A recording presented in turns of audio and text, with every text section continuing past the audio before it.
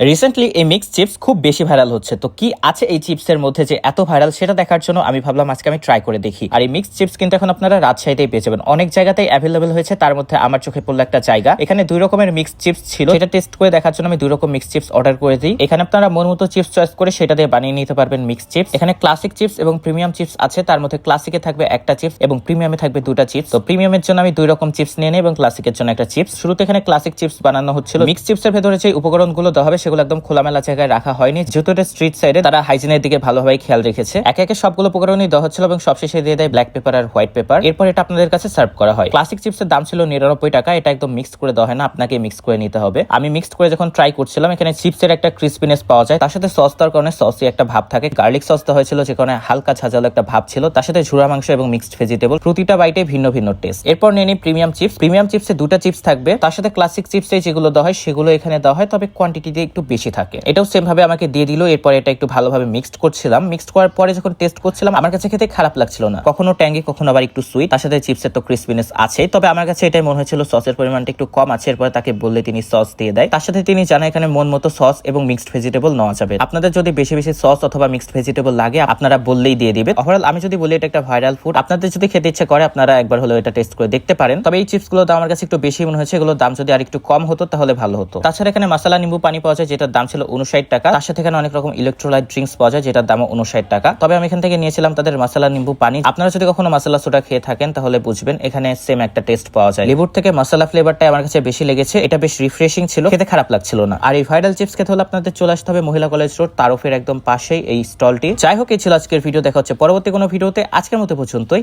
By.